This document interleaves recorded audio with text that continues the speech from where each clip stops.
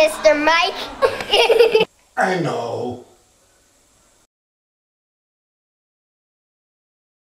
I told you that the fourth day of creation would be awesome, but I think you're really going to like the fifth day.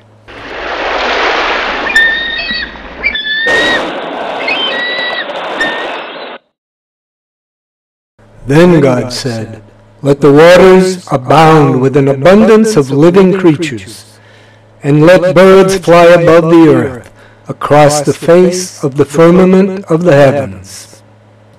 Well, it sounds like that on day 5, God is going to create fish, and creatures that live in the sea, and birds that fly in the air. Okay, let's just take the first part. The stuff that's living in the water. So what do you think this abound with abundance means? Well, it means a whole bunch. God's going to put a whole bunch of living creatures in the water and fill it up. Yep, just like that.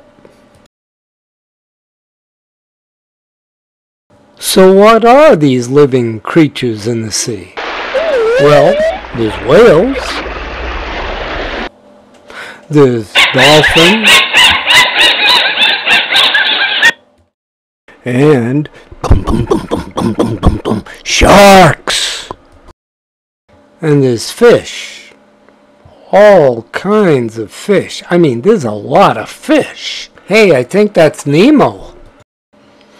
And there's lobsters. Maybe you've eaten some of those. And there's shrimp. Now this one doesn't look like what you have on your plate, does it? And there's also plankton. Plankton's really too small to see. But the whales eat plankton. The biggest thing in the sea eats the smallest thing in the sea. Okay, so there's a bunch of stuff that lives in the sea. Now let's get to the birds that fly above the earth. Oh, you already know what birds are. There's eagles, there's vultures, and there's robins, and there's sparrows. Yeah, we don't need to talk about that, do we? Because you already know that stuff. So God created great sea creatures, and every living thing that moves, with which the waters abounded, according to their kind, and every winged bird according to its kind. And God saw that it was good. Well, God did what he said. He filled up the water with all kinds of things that live in the water. And he put a lot of birds up in the air. And again, he saw that it was good. Now here's the interesting part. According to its kind. There's a lot of argument about this between people who don't believe in God and people who believe in God. This is what God means. If a fish has a baby fish, it's a fish. If a bird has a baby bird, it's a bird.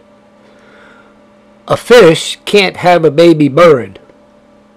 And a bird can't have a baby that's a fish. Pretty simple, isn't it? Unfortunately, as you get older, you're going to have people telling you lies. They're going to tell you that this sort of thing could happen. Here's what some teachers will expect you to believe. That some sea creature, like a dolphin, turned into something that crawled up on the land, like an alligator or a crocodile. And after millions of years, it got wings and turned into something that flies.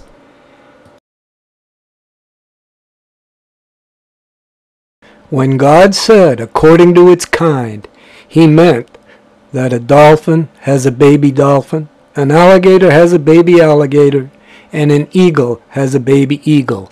A dolphin cannot have an alligator as a baby, and an alligator baby cannot be an eagle. No kind can change into another kind, and no kind can have babies except its own kind. And God blessed them, saying, "Be fruitful and multiply, and fill the waters and the seas, and let birds multiply on the earth. Be fruitful and multiply. Do you know what that means? God wants fish and birds to have babies. So the evening and the morning were the fifth day.